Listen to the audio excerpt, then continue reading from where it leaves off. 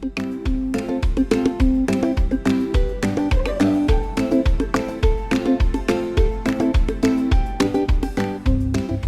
to episode 58 of Vibrant Life. I'm Jessica Parker, a holistic health coach with a master's in health psychology, and I'm a fitness instructor. Today, April 25th, 2023, we're going to be talking to Lisa Parker, family nurse practitioner in Ashland, Oregon. We're going to be talking about smoothies and why they might not be doing you the favor you think they're doing. So let's get right into it. Lisa, thank you for joining me again today. Today is the 25th. What day is it? Tuesday of April. Can't even keep track. We're almost in May and I can't believe it. But today we're going to talk about basically smoothies, green smoothies, plant toxins, and how they can actually impact your health in a negative way. So I'm going to go ahead and let you dive right in, Lisa. I will definitely have some questions. Sure. And I think we got talking about this because whenever I'm seeing patients and you ask them, they say, oh, I eat healthy or I eat clean, and I always say, well, what does that mean to you? Because I have a totally different idea of that. Yeah. And they'll say, oh, well, so in the morning I have this smoothie, and I put seeds in it and greens in it and fruit in it, and I blend it all up and I drink it, and and that's my breakfast, as an example. So sort of a meal replacement, and my reaction is always, are you a baby, basically, or you have teeth? Because blending up your food is really processing it, and you're, instead of eating and chewing and digesting food, you're drinking it. And for the human body, drinking is supposed to be water. I mean, I know we all drink other things, coffee and tea, and some people sodas and things like that. But when the human body takes in liquid, it's thinking that it's supposed to be taking in water, and water doesn't have any calories to it, doesn't need digestion. It just needs to be dumped out, and so that we can, suck all the hydration out of it and hydrate ourselves. And when you take anything that has calories in it and you reduce it to a liquid form, and then you take it in, it immediately gets dumped, basically. And when it does, then it has a lot of nutrients that the body has to absorb. And that can cause, and I deal with a lot of diabetics, so that can definitely cause a major blood sugar spike very quickly. It doesn't have anything to delay absorption, because it's not expecting to digest a food. Then it's not producing all the digestive enzymes that it's supposed to do it as well. Yeah, so it's a very quick way to get a blood sugar spike, which the body has to deal with. And then because of that and everything, the insulin will come, it'll take everything out of the bloodstream. Then the person's going to be hungry again very shortly after that. So research studies have shown that people that drink their calories versus eat them definitely eat more calories in a day, and they weigh more. Yeah. So, all these meal replacements and all of these things, the only person that's meant to drink calories is a baby, quite honestly, in my opinion. So, and again, people do things, but if you're doing this on a regular basis and thinking this is a healthy thing to do, I mean, they're smoothie shops, right? And then you start getting to the point where the way that they're done, it's almost like it's dessert, because start talking about commercial versions, then there's sweeteners added, and it's more a shake than it is anything else. And usually they contain a lot of fruit, like a lot of fruit. And as far as I'm concerned, fruit is candy, so it should be treated as such. If you wouldn't eat candy all the time, or you shouldn't eat candy all the time, then you shouldn't be eating it all the time. So so that's, I think of that. And then of course, we started talking about the anti-nutrients as well, because a lot, when we started talking about the smoothie and you said the grain smoothie, I'm like, yeah, well, do you know the story about the lady with the oxalate poisoning? So, and I sent you the research article on that, but it was a case study in which she thought she was doing the healthful thing. So she was making the green smoothies, and she was drinking them every day, and she ended up in the hospital in acute renal failure, kidney failure. She was very sensitive to oxalates, so not everybody is, but oxalates are one of the anti-nutrients, and basically they have an affinity for the kidneys. They're the main cause of calcium oxalate kidney stones, which is the most common kidney stone. And so, she put herself eating healthfully, eating green smoothies, put herself in the hospital. And I do believe she never recovered full kidney function. I know that she got better. They put her on dialysis and things like that. But so that's whenever anybody says that, and especially if they say green smoothie, I immediately go to that. And, again, if this is something you're doing on a infrequent basis, and it's just, sometimes you need something quick, people do that. But people thinking that doing this every day is a good thing for you to do, and it's actually healthier than eating a meal, then I disagree. So that's right. Which, I mean, a couple things. Like, first of all, I have never been able to do smoothies because I feel like I feel hungry, and it's like I can have a really jam-packed, like huge smoothie with a lot of calories, but my body wants to chew the food. And so I'm not satisfied after I've had a smoothie. So I just have never, I've like delved in it a little bit from just different programs I've done in the past with like fitness stuff, but I don't like it because I want to chew my food. So that makes a lot of sense, what you're saying. Absolutely. Well, yeah. Um, And when you're talking about satiety signals, the majority of a smoothie is fruit. yeah, I mean, could you imagine just doing just a green smoothie without fruit in it, like greens yeah, blended up? I mean, it'd be puke, yeah, So, and that's what gives it its sweetness. But very rarely do these smoothies ever contain sufficient protein and fat, which is the only two things that are going to cause us to feel full. yeah, So, when you're talking about hunger and satiety signals, you're not going to get it from a blended fruit drink. And yeah, you will be. And as soon as you get that spike, then the insulin monster will come out, and there you'll be hungry for sure. right. And there'll be a pretty huge spike. And if you have anybody on a continuous glucose monitor, you can see that versus eating the same amount of fruit and vegetables, chewing them up rather than blending them up. You see a different spike, and Right. a different amount of time before the glucose spike. Can you speak to the notion? Like, I feel like a lot of people who are doing these, especially the more green smoothies and, not just going to like Jamba Juice or whatever, but like really like they think that they're getting more, um, I guess, absorbable nutrients because they've broken them down already. That's what I observe. Like, can you speak to that? Well, yeah, I mean, and I know that there's this whole raw movement and all of that stuff. And Mhm. the majority of things that you eat, you render more nutrients if you cook them, especially if you do it appropriately. Let's take the greens in the smoothie, for instance. They're high in oxalates. When you cook them properly, that reduces the oxalate content in them and Yeah. makes nutrients, therefore, that are in them more absorbable. So, and especially if you cook them in a way that you have broth, like a soup or things like that involved. So I disagree with that. Cooking is one of the things that really propelled us as a species. Yeah. So, you know, yeah, as far as nutrients go, you're not losing anything by cooking nutrients, but you need to in a lot of instances, and you can lose anti-nutrients by Yeah. properly cooking. That makes a lot of sense. I think that so often we as humans like think of like, well, on paper, this looks good. It's like these high, like dense nutrients, and I'm just going to blend them. So then they're going to get into my system faster. But just because, on paper, it makes sense to you doesn't mean it's actually happening within your body. And then, like you said, then you have like the anti-nutrients that you're not doing anything to protect yourself against. You're not breaking those down. Yeah, and I think the main nutrient that you do get very quickly is glucose.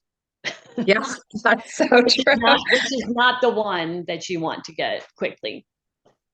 Right. Absolutely. So, what do you think in terms of people being sensitive to oxalates? I mean, I'm sure some people just genetically are, but then what else? I mean, I'm sure people who are just constantly inundating their bodies with like raw greens and stuff become sensitive, right? Like what, anything else to Yeah, add to and that? I do think that there is a genetic predisposition probably to it. Um, and because some people, there's oxalates in chocolate. People are going to hate to hear Yeah. that. But there's a pretty good amount in chocolate as well. So, you know, the people that are getting kidney stones are probably predisposed to it. Another thing that can help to bind the calcium with the oxalates to form the kidney stones is soda, Oh, because wow. phosphoric acid in soda. A lot of people drink soda, and Wow. that actually can cause calcium to be leached from the bones because there needs to be a balance between phosphorus and calcium. And when phosphorus levels are high, then calcium comes out of the bones. And then when you have more calcium floating around in the bloodstream and you have oxalates, both of them are being filtered through the kidneys, calcium oxalate kidney stones. Oh, wow. Okay. The thing And about is, oxalates, though, is it's not just about the lady with the renal failure or calcium oxalate kidney stones or just the kidneys. Oxalates get deposited everywhere in the body. yeah. Joints, yeah, joints, soft tissue.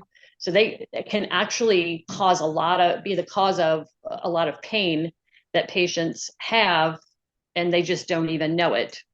And they're thinking they're getting better by eating a green smoothie, and Right. pain's not getting better. Pain usually is getting worse. So Yeah, pain's not getting better, more green smoothies. And then they're like, what's going on? It could, and I don't think anybody ever would think it's the nutrients, that they're taking in.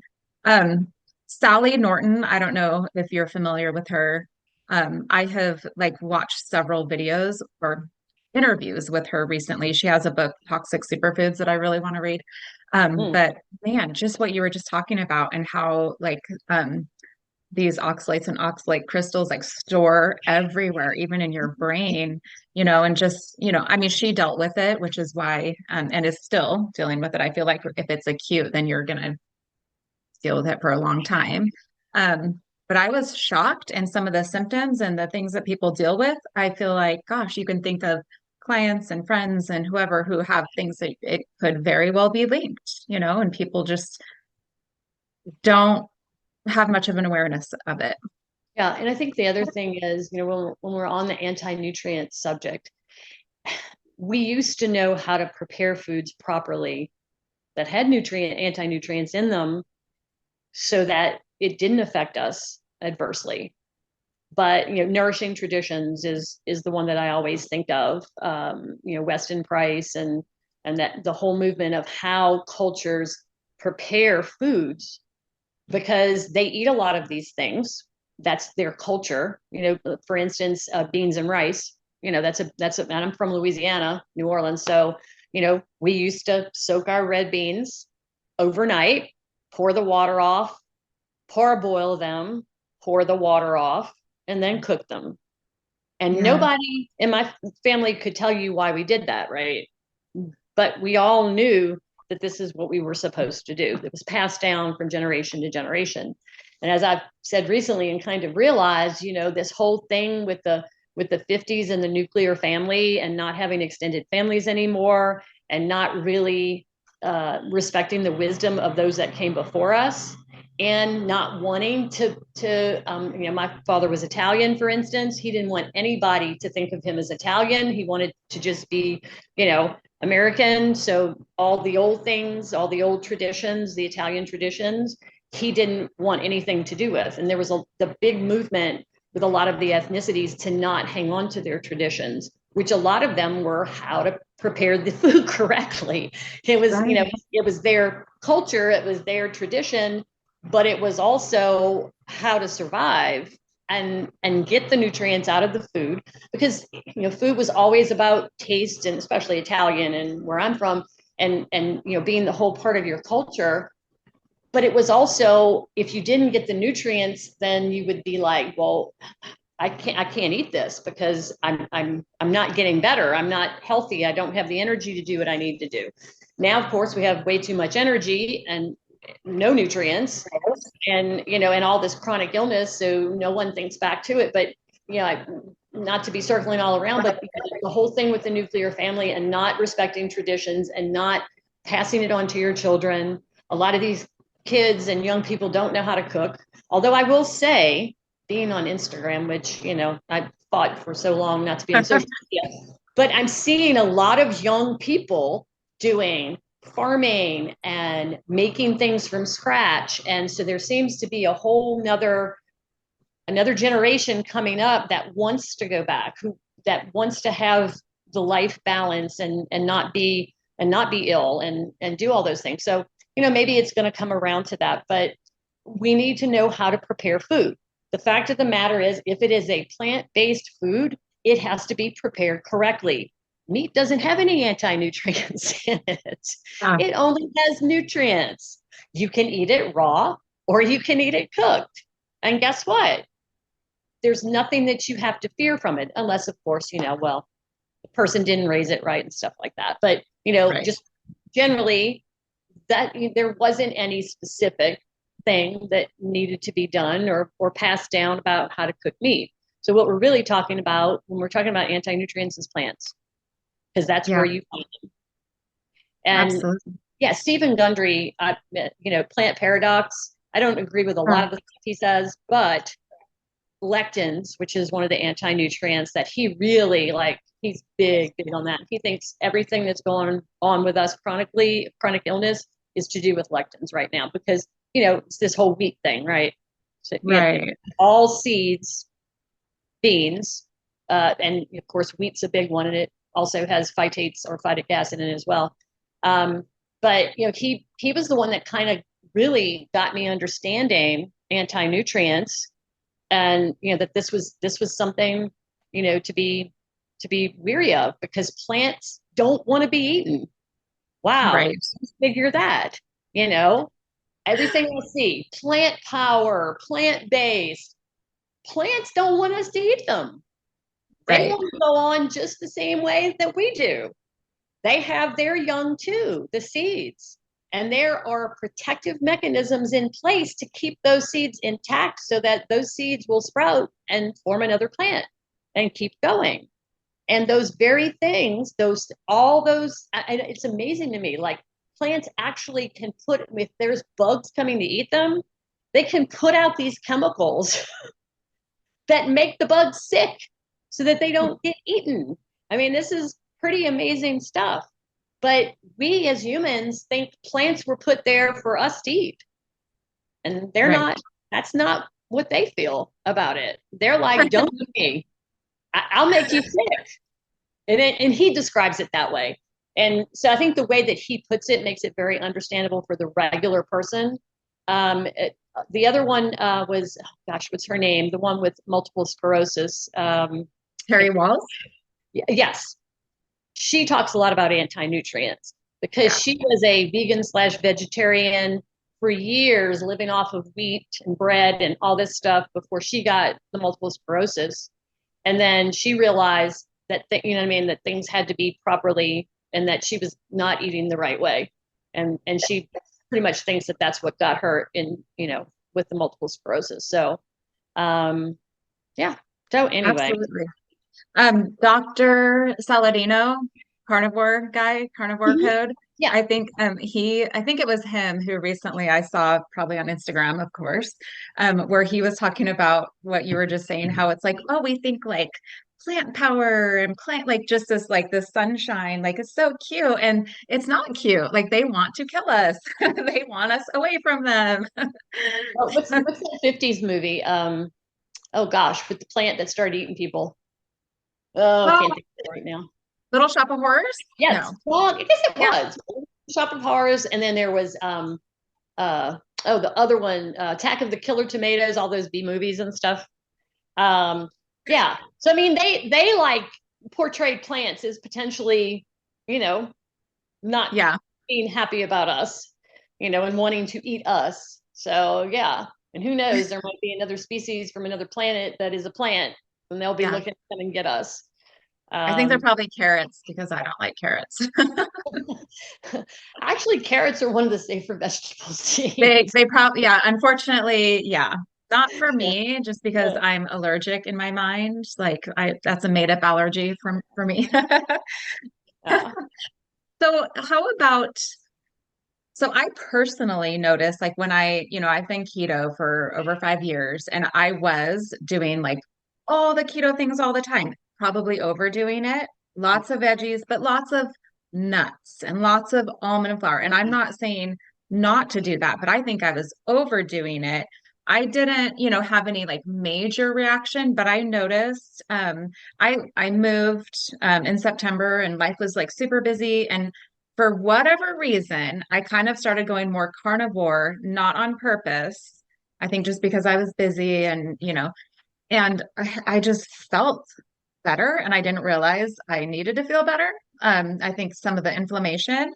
So I just haven't really, I will eat nuts and stuff like every now and again, but I'm not just doing it all day, every day. I mean, that was my kind of go-to thing. So what about oxalates and plant toxins and nuts? Okay, so let's talk about nuts because well, there's true tree nuts, not to be confusing to anybody. Cashews are actually not, from what I understand, a tree nut. They're in a different class of their own. Of course, almonds are a seed of an inedible fruit that looks like a peach. We have two Yeah. almond trees.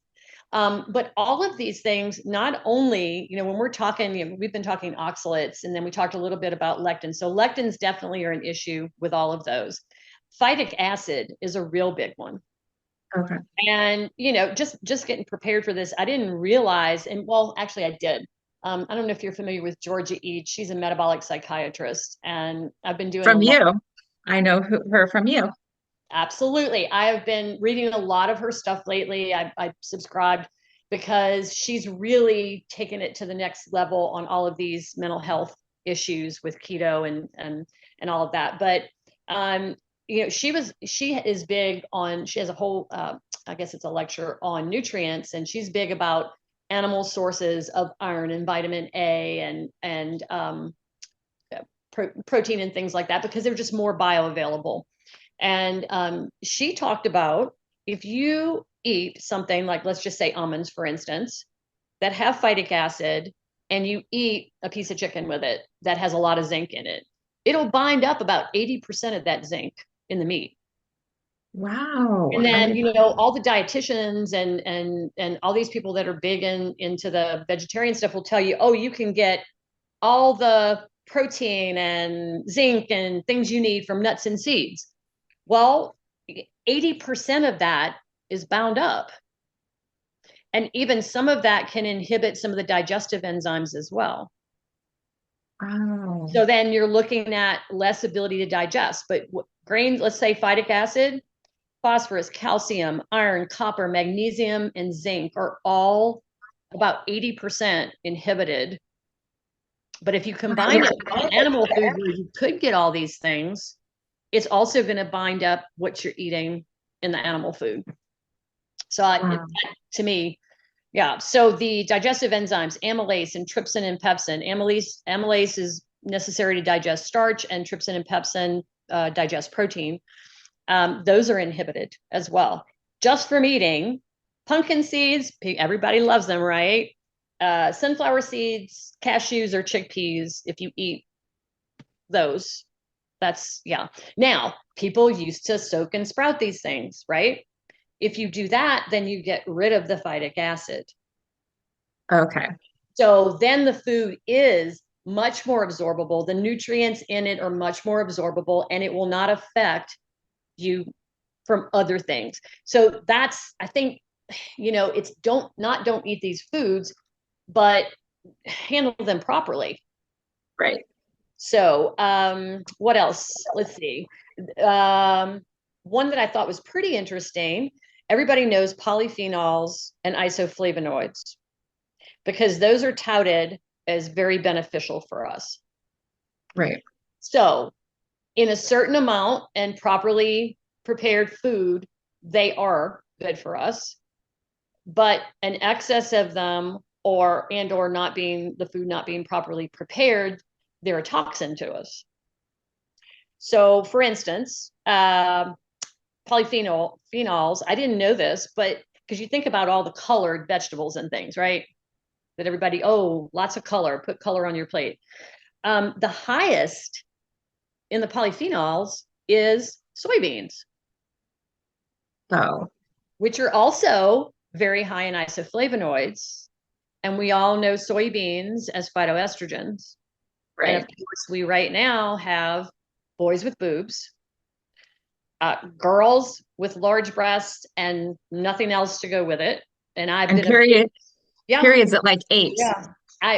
I've been a big, like, you know what? There's too many phytoestrogens and estrogen mimickers and all of this out there. We don't need it. Well, of course, most of them are eating the chicken nuggets that are raised on chickens that are fed soybeans, right? And corn. So, yeah, I did not know that. So, again, balance. If you eat some of these as part of an overall balance, and as far as soybeans, I really don't know as far as the preparing of them, because nothing's going to take out the phytoestrogens out of anything. I would imagine just not eating them in a large amount. So yeah, so I thought that was, pretty interesting. Some of the other ones I really hadn't even heard of, saponins. They act like lectins basically. So you could just put them in the group with that.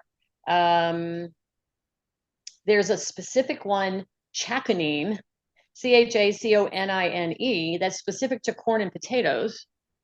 Oh, interesting. Corn was always treated with lye. It still is. Masa, is made. And I think that takes care of that as well as anything else that's in the corn. Potatoes, you see, it's mainly where it's sprouted. And if you ever see a potato, if you peel it and it's green, that's actually toxic. One of the other things that really, and this was from Stephen Gundry, and I didn't realize it, if you ate a handful of raw kidney beans, you would die, literally. It's that toxic to you. Nobody eats raw kidney beans, but just to let you know, as far as how toxic it is, that could it would be like, apple seeds have cyanide in them, basically, but you'd have to chew up a bunch of them, to get enough cyanide to kill you. Most people don't eat apple seeds anyway, but just, there's certain things like that actually can kill us. Like, wow. kill you, like poison, basically. Right. So again, the reason for soaking and properly cooking and all of that. One of the things he talks about with the lectins is they can be deactivated by pressure cooking. Oh, okay. That's a method, and he talks about it in his book. Yeah. So for those people who they're just going to eat these things and they're going to live off of them, and I think of vegans, because I mean, what are you going to eat if you don't eat all these things we're talking about? I mean, everything that you eat is from the plant world. Then you just really need to know how to properly prepare them. Right. Right. And, I think of this like the whole vegan thing and everything, and, to each their own, but it just doesn't make sense historically. Like, this is not what, like, what we've been doing for hundreds and hundreds of years. It just, to me, all of the anti-nutrients and everything just makes sense because of all of that. And you can go so far back with this, and I hear this so many times. I eat clean. The first thing I say is I eat dirty. No, it's like, it's this whole thing. If you go way back in this country, to do with the blood from meat and having periods and sex. Right. I mean, it really is. It really is all back to that. And, and I really hate to say this, but the majority, at least that I see, of the vegans are female. Right. And a lot of them have issues. I'm not going to get out there on a limb and everything, but a lot of them have issues. And so, to do with the blood and the sexual organs and all of this stuff. And, and they don't realize that they're not getting the nutrients that they need. Yeah. They're not doing all this stuff. I'm going to let you know right now, they are not properly preparing.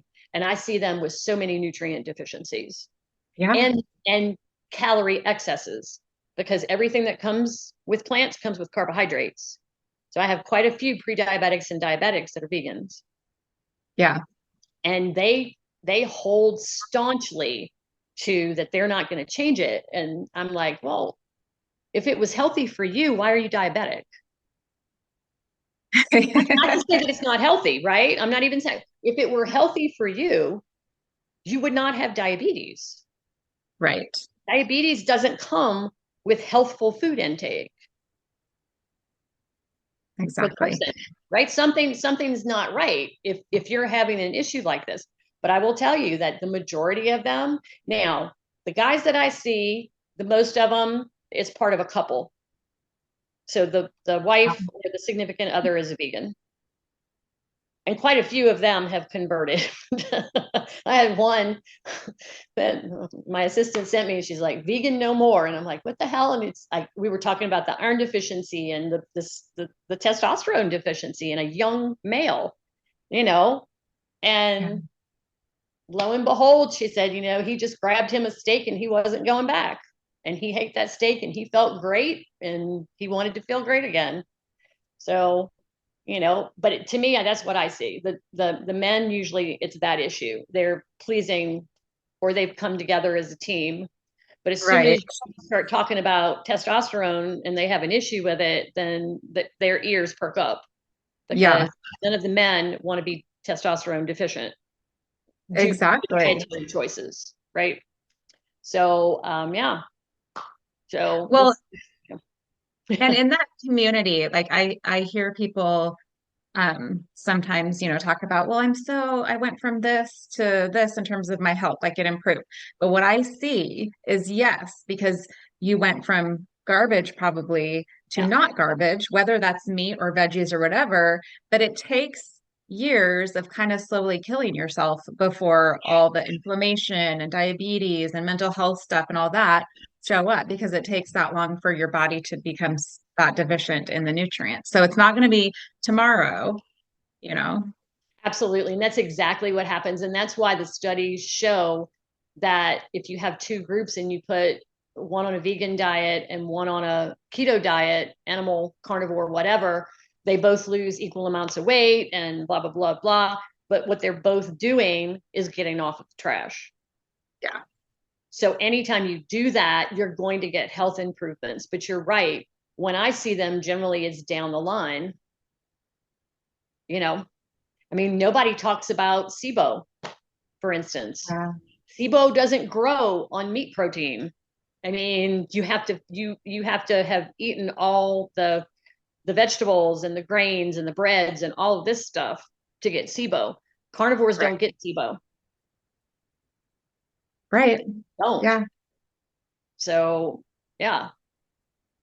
absolutely. Well, do you have any like last comments that you want to share or points that you want to make? I think, we all want to be healthy. There is so much confusion out there. I think I've said this before. I have no doubt the average person who doesn't have a science background or a medical background, even those that have the medical background, they probably worse because, well, they've been taught the wrong way. You hear so much conflicting information that, which way do you turn to really be healthy? And you need to dig further. You really do. You need to get to the bottom of things, because it definitely don't listen to the things that are out there that are the popular opinion. The Right. popular opinion is all sucky. I mean, none of it is accurate. I mean, Yeah. I see one. I used to love science, but now everything is so distorted that when my husband says, "Oh, look, there's a new medical study," I don't even want to hear it, because Yeah. they're not going to report the right stuff. They're going to use the wrong statistics. It's all meant to lead you in a certain way and confuse you, Yes. basically. And if you stay confused, then you won't look for for what's right. So yeah, and so as an average person, just remember one thing, right? Think back on how human beings, go back a little bit in history, how we've eaten. First of all, we weren't vegans, Right. right? We made our bones literally on eating meat. If you went back even, let's see, where are we?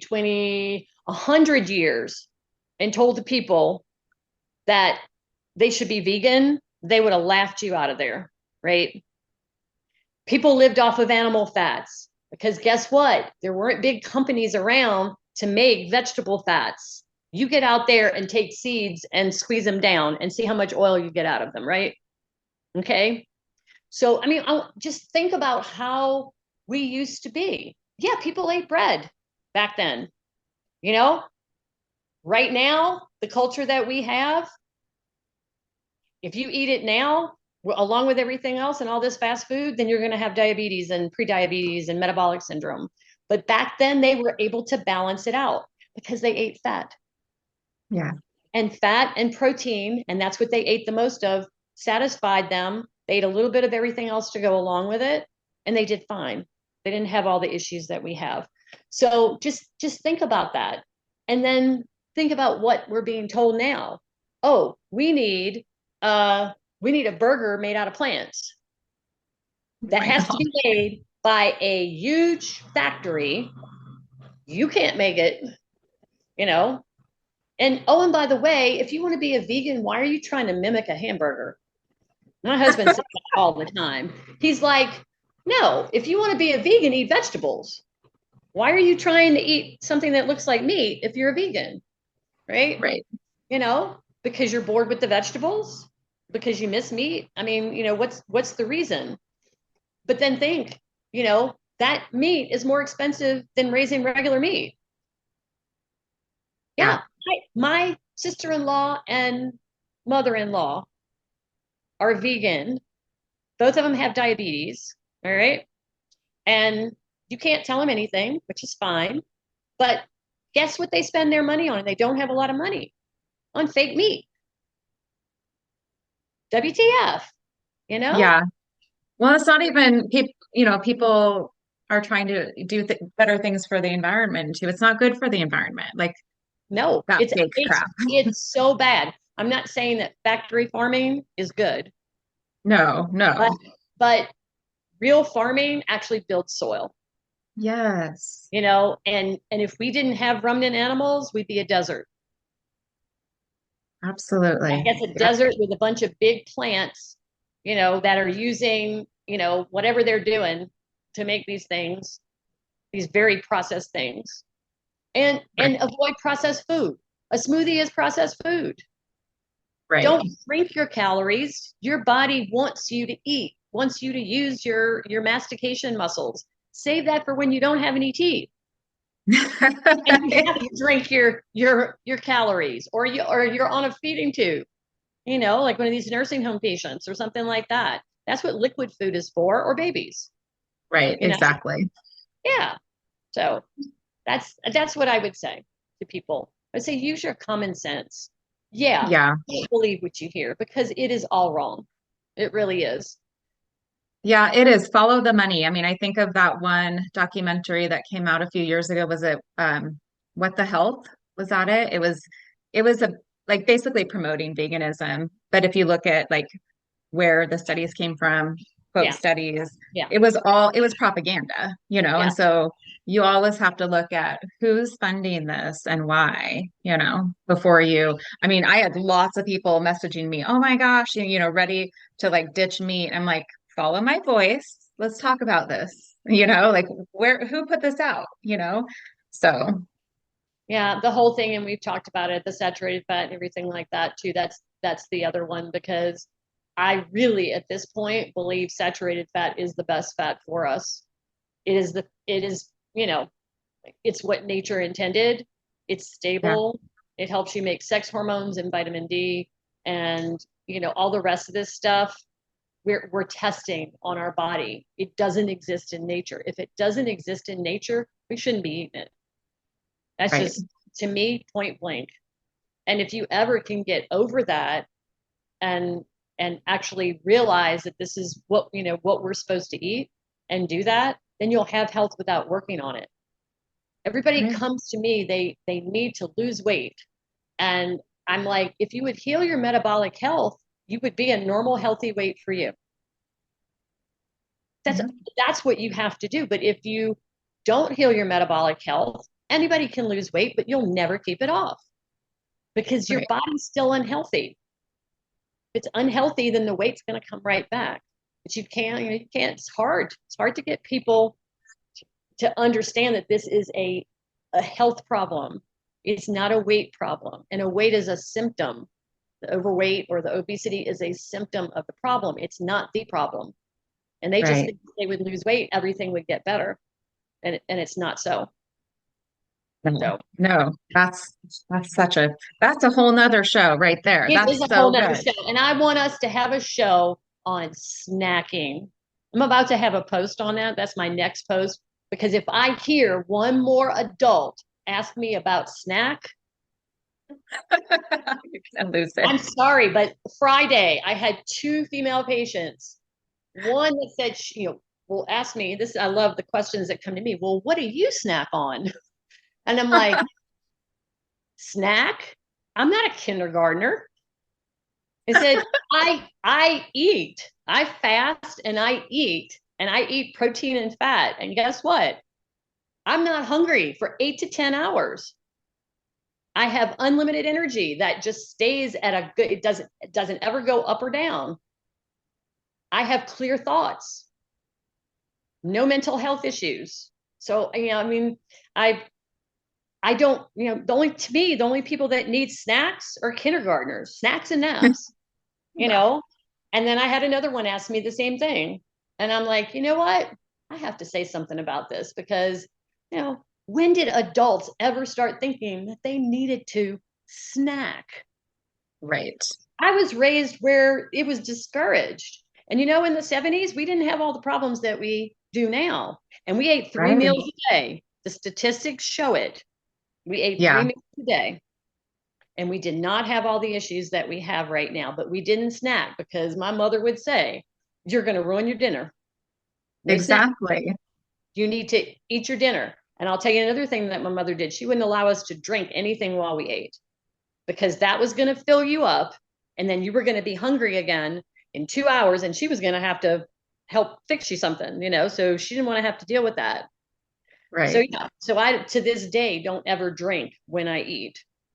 Yeah. Because That's so that's, good. I know. Well, because it's literally putting, and remember what I told you about water. Water's going to Hmm. come in and then Exactly. water's going to go through and water's going to go very fast because your body knows you need hydration. And that was Right. the second patient told me. She was like, so what you're saying is if I think I'm hungry, I should actually drink a glass of water because maybe I'm dehydrated. And I said, yeah, that's a pretty good thing to do. Then, Right. we can get into that, but they have all the it's emotional eating is what it is. It's dosing. And Right. Carb Addiction Doc, who I love, and I follow him on Instagram. Um, and he was talking about the same thing. I think it was last week or yeah. He was talking about how we think we need to eat so much, but we really need very little food. Absolutely. What we need is water and sleep. Those are the Right. things that we really, really need. If we don't get either one of those in a short amount of time, you will die. But the average person could go months. If you're overweight or obese, you could go a whole year without eating and be fine. It's been done before. There's a Yeah. study on it, a guy that went 365 days on water only. Wow. Yeah, lost like 150 pounds. He was, I don't know, 300-pound plus or whatever. And he was monitored the whole time and did absolutely fine. But Yeah. he did have water, which He is had what his fuel on him. he So burned it all up.